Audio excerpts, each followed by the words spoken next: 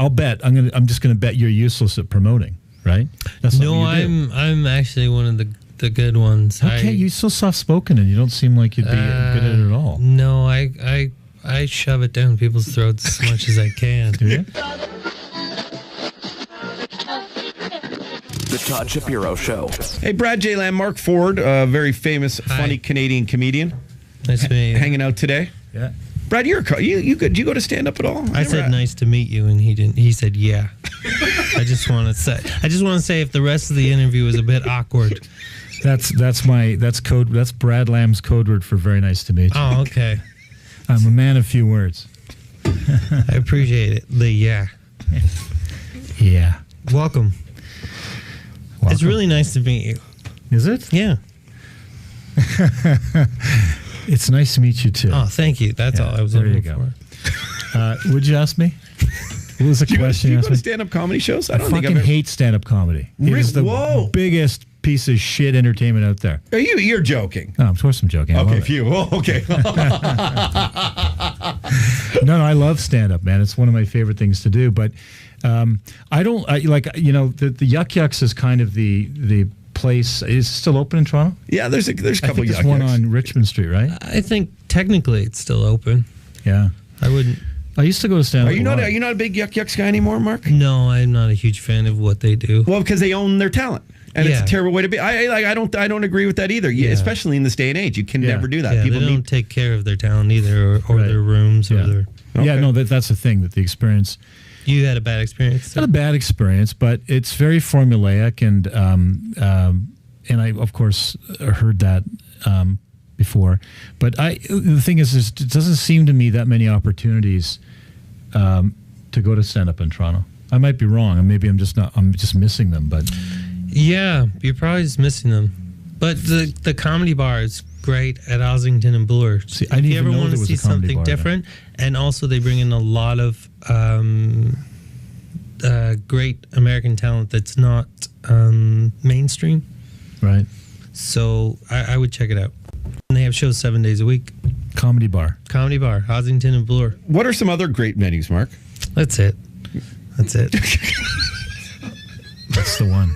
You got ownership stake in it, or no? I don't actually, and I don't really promote anything ever, so it's weird. But no, that's the one I would go to if I was going to go see something, because I know I'm going to see something different, or I'm going to see at least people taking risks.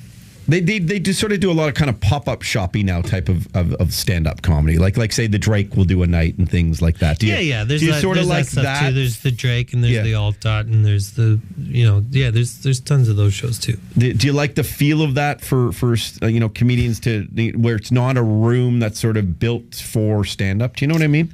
I just think there's the clubs here. I can't speak for clubs around the world. There's some great Canadian clubs. There's one, Rumors in Winnipeg is a great club, and there's one in Vancouver that's great, but they just do it right. And I just think that Yuck Yucks is a franchise garbage hell of like come see a hamburger, not come see a great comedian. Yeah, that's all.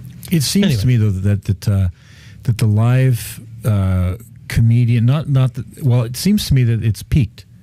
Not that it should have peaked, but in the 80s and the 90s, there was a lot more. It seemed there was a lot more. Like there was the Laugh Resort. I remember going to a bunch. There was Yuck Yucks. There was places in New York I went to, and it just seems like maybe comedy's not doing a great job of promoting itself live. It's possible. I think I don't want this all to be about me. Let's talk about you in a second. But you don't really want to talk about me. But I think you've probably grown up, and maybe don't negatory. maybe don't go out as much. But I agree with you too. In Canada, especially, it's not promoted well. But. What's interesting, because even if you go to LA, though, right? Like it's sort of the three main places. There's like the Laugh Factory, there's the Comedy Store, and the Laugh or the other one, the Improv, and it's like for as many. Yeah, but again with LA, like if you go to UCB or you go to I can't remember the other name of the place, you'll see way better comedy. But I know. So why don't they? There's a promotional problem. I think that because that's what Brad. You're great at promoting your new product. We can relate everything to good businessmen. I'm not just saying that because you're here. Yeah. How do we make stand up back? Known to where it should, because it's the best. I mean, when Mark Ford, when you have these guys come in here, I've been crying for an hour, just crying. I want more people to know that exists everywhere. Yeah, no. Listen. Last night I watched a roast of Rob Lowe, and it was so filthy and so mean, but it was very funny. And I think people love comedy. But see, I'll bet I'm just gonna bet you're useless at promoting, right? That's I'm actually one of the good ones. Okay, you're so soft spoken, and you don't seem like you'd be good at it at all. No, I shove it down people's throats as much as I can. Do you? Especially in Canada, you have to, because. So what do you do to promote yourself? I go all the regular routes. I hire people to the poster. I hire PR people. I do press. I do morning shows. I do radio. Yeah, but I think that's the problem. It shouldn't be an individually. So what you guys should do is you should form a collective of comedians. All right. Have you done that yet? No. Okay, you're going to pay me for this. A great idea. Okay, I'm listening. Form a collective of comedians. You all contribute, almost like a union, but it's not about wages. It's about promotion. Right. And you do wide-scale promotion of comedy, because the problem is that the band promoters are enormous. They're worldwide, right? And they can take any shit band and put them on a stage with people that, large selling bands, and help those bands get known, and they can put them in front of thousands of people. But that can't happen with comedians. I mean, there's a thing in Montreal, and there's a few other festivals, but that's what you guys should be doing. You guys should be banding together, forming a collective, a worldwide collective of comedians, and start promoting comedy. And also doing what rap star, how rap stars share. They do the featuring thing where you have some amazing singer and some shit rapper, and the rapper gets all the credit featuring the amazing singer, which I've never understood that. But they promote with each other by singing on each other's albums and singles. You want to pay me to help you guys? I'll take care of it. I'll set that up. Yeah. Not that expensive. But then you're talking about the worst people in the world working together. Oh. No. You hire someone like me to put it together. You pay me a fee.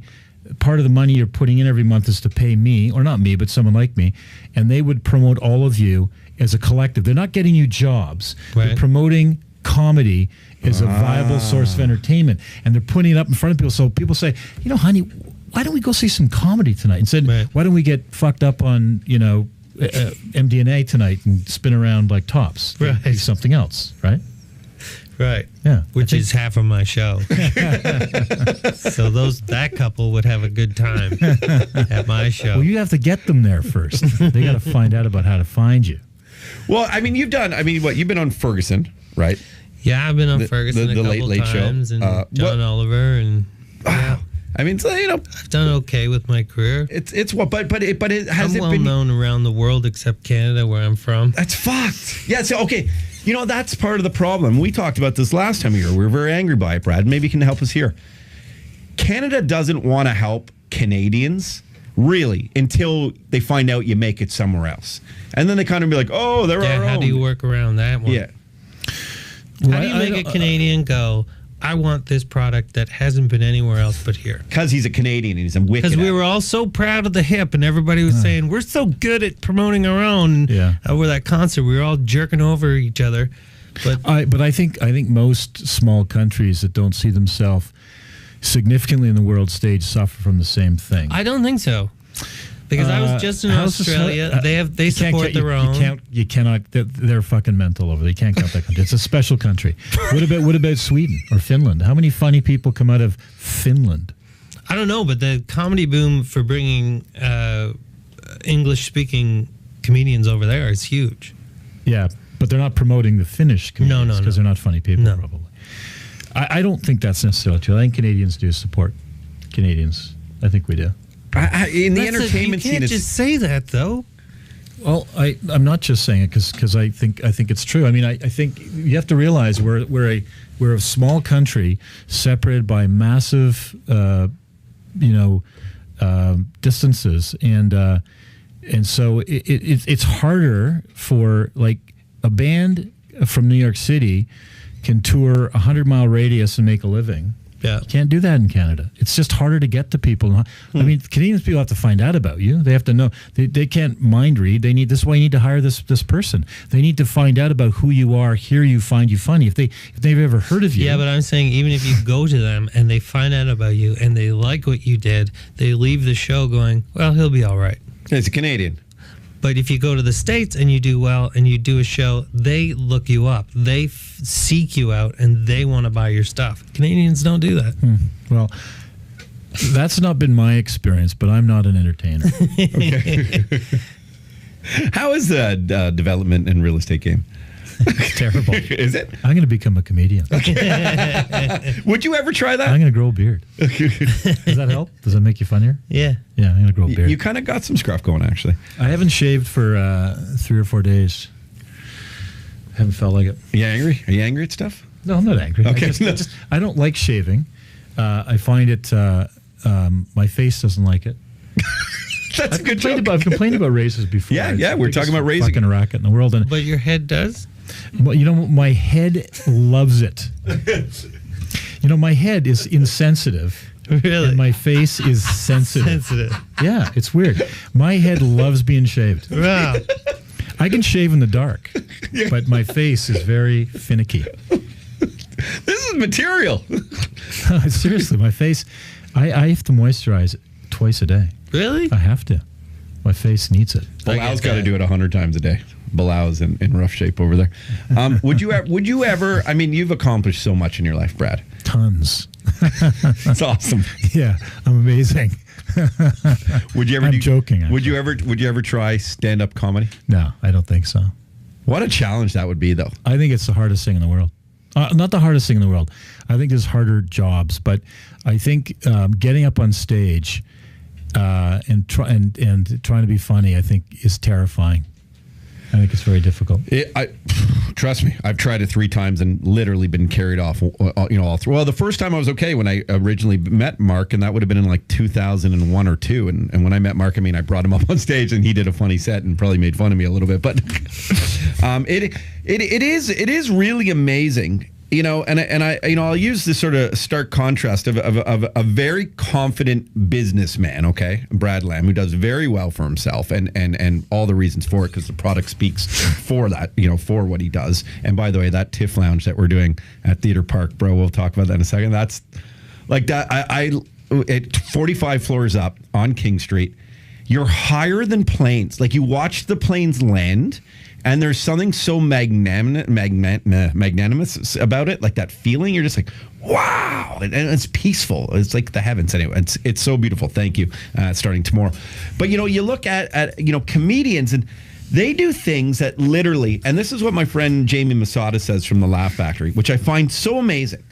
He's like, there's probably maybe 100 people, literally 100 people consistently who can make people laugh. Like, consistently, night after night, for a career, for a living, do it for 30, 40, 50 years. But a lot of the time, you guys are, you're a bit self-deprecating, you're a bit insecure. We were talking earlier about your question. I find that so interesting, how you could do one of the toughest things in the world, but still, have kind of these fears. Yeah. So I think do you medicate before you go on stage? No. You don't? No, I'm not like drugs? Yeah. No, I've never been or into alcohol. drugs. Or alcohol. No. You don't relax by having a couple of wobbly pops in the back? No. I mean, sometimes, but not to get through. No. Do you in the morning? No, but I'll tell you this. I tell you this. I do a lot of speaking. Yeah. And some of it's funny, but it's only funny. It's funny to me, but I don't have to drink before I go on. But you like to.